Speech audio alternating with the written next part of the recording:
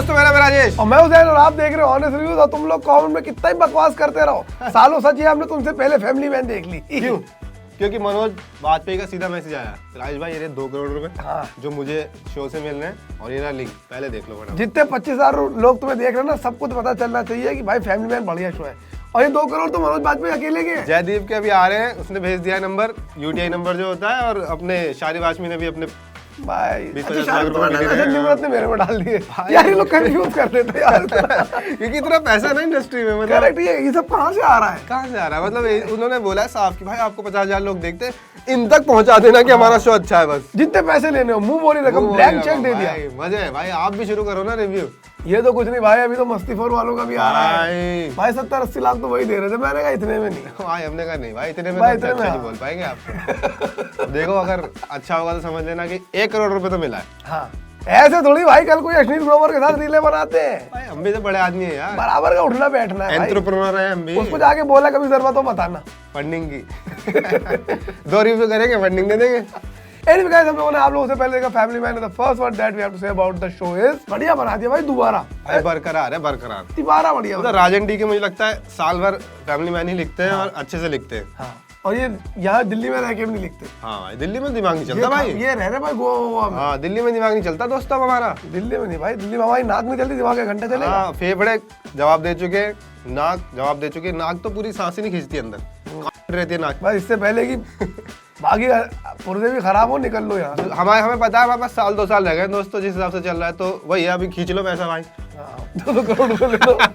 हर review के 2-2 करोड़ ले रहे, क्योंकि पता है भाई 1-2 साल की बात रह गई है अभी, जैसा हाल चल रहा है दिल्ली में। तो बात कर लेते शो की कास्ट की। और शो की कास्ट इतनी आइकॉनिक बन गई कि अब हमें उसको एक्चुअली बताने की भी जरूरत नहीं है। मनोज वाजपेयी है जो कि प्ले करते हैं श्रीकांत तिवारी के कैरेक्टर। शारी वाशमी है जो कैरेक्टर प्ले करते हैं जेके तलपड़े। प्रिया मणि भी है यहाँ पर जो कि सुचित्रा का कैरेक्टर प्ले करती है, जो कि मनोज की वाइफ है। सेम उनके दोनों बच्चे हैं। और जो नया एक्टर इस बार आया है वो है जयदीप अहलावत, जो कैरेक्टर प्ले करते हैं रुकमा। ये इनको निम्रत का मैसेज मेरे पास आया ना। इसके अलावा निम्रत कौर भी शो के अंदर जो कि प्ले करती है मीरा कैरेक्टर। मीरा एक लंदन बेस्ड बड़ी मिस्टीरियस सी लेडी है। वो ऑर्डर देती रहती है लोगों को, वो सारे काम वो करवाती हैं। इसके अलावा जुगल हंसराज भी है शो के अंदर जो कि प्ले करते हैं द्वारक नाम के कैरेक्टर, जो कि भाई बहुत बड़े मिलियनेयर हैं, इनसे भी बड़े।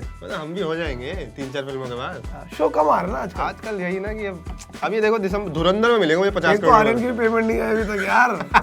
धुरंधर में मुझे लगता है 50 करोड़ रुपए मिलेंगे, क्योंकि भाई बड़े बड़े एक्टर्स सब भी तो देंगे पैसा। सब देंगे भाई वो लोग। अच्छा बोलो प्लीज। अक्षय खन्ना कह रहा मेरी एक्टिंग की तारीफ कर दो प्लीज।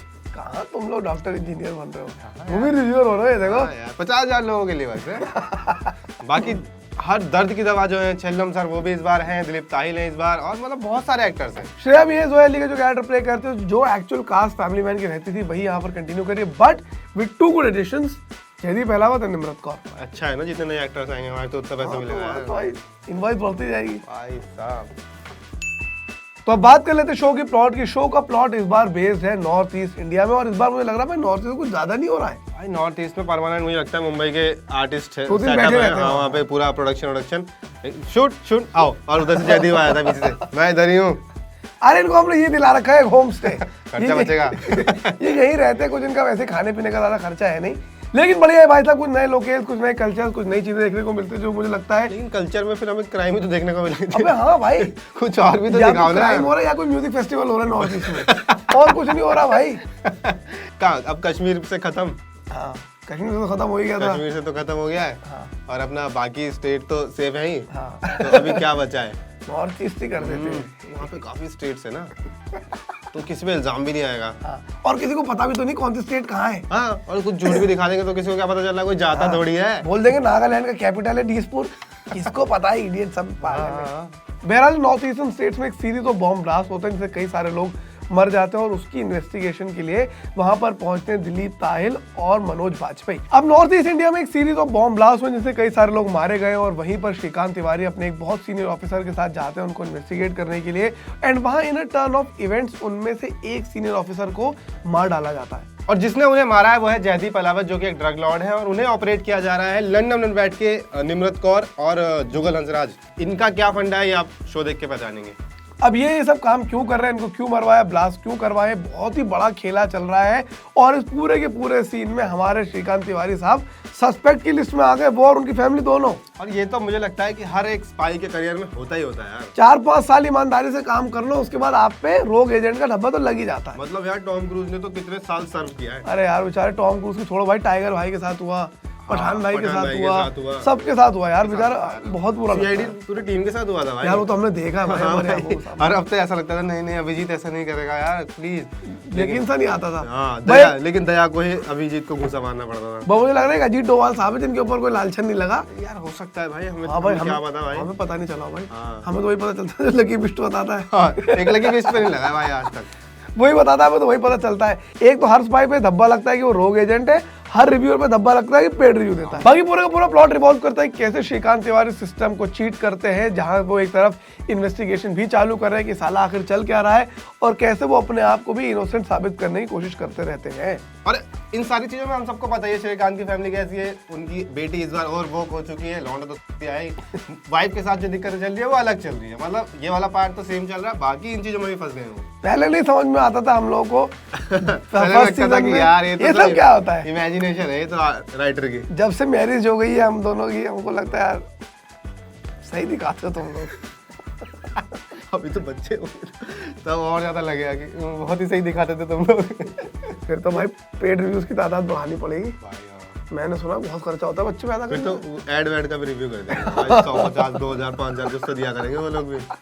कुछ नहीं भाई, कोई भी रिव्यू चल रहा है। बाकी अगर शो के प्लॉट की बात करूं तो रोग एजेंट वाली चीज काफी स्टीरियोटिपिकल है, लेकिन उसके अलावा जो प्लॉट बना है वो काफी इंटरेस्टिंग है, मजा तो आता है शो देखने में। अब बात कर लेते हैं अच्छा क्या लगा और अच्छा क्या नहीं लगा हमें। सबसे पहली चीज जो बहुत बढ़िया लगी वो थी भाई साहब की फैमिली मैन का जो कैरेक्टर है, जो उसका चार्म है, वो एज इट इज मेंटेन था, कहीं नहीं गया वो। लिखा है भाई ट्रेलर में इंडियाज मोस्ट लव्ड मैन। ये तो भाई गलत लिख दिया भाई वो तो विराट कोहली बोल रहा है, हमारा कह रहा मैं क्या करूं, जॉब छोड़ दूं? भाई जॉब छोड़ी थी उस आदमी ने। एक जॉब तो बची हो तो रहने दो। इंडिया मोस्ट लव्ड मैन तो भाई थोड़ा ज्यादा हो गया। बाकी second thing we liked about the show was very beautifully shot. North east की जो लोकेशंस हैं उनको बढ़िया तरीके से शूट करा गया है, दिल्ली मुंबई भी अच्छा दिखाया गया है। शो की look and feel absolutely classy है।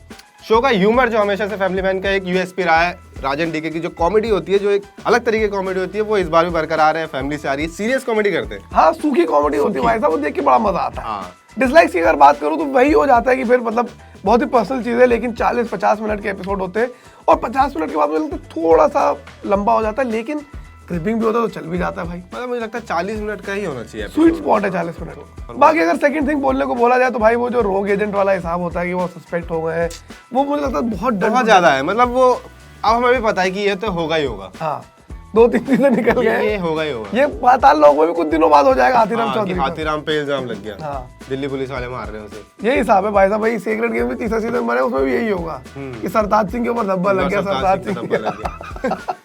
तो बाकी वो छोड़ दिया जाए तो एक अच्छा सॉलिड शो है फैमिली मैन फैंस के लिए। बहुत ही बढ़िया शो लगा मुझे और ओवरऑल भी एक अच्छा बिंजेबल वॉच है। I would like to give this show 4 star out of 5। वाह, अब बोल आधा कहां से एक्स्ट्रा देगा? नहीं 4 ठीक है भाई, बढ़िया है। मतलब मजेदार लगता है मुझे तो फैमिली मैन शो। हाँ, मुझे बढ़िया लगा शो। बाकी अगर आप लोगों को ये बढ़िया लगा तो लाइक, कमेंट, शेयर, सब्सक्राइब। और आप भी अगर कुछ रिव्यू कराना चाहें तो गाइस यहाँ पेटीएम में लिंक दे दूंगा। और क्या, 1 करोड़ मेरे, 1 करोड़ इसके। कहाँ से आ रहे लेंस कार्ट के चश्मे?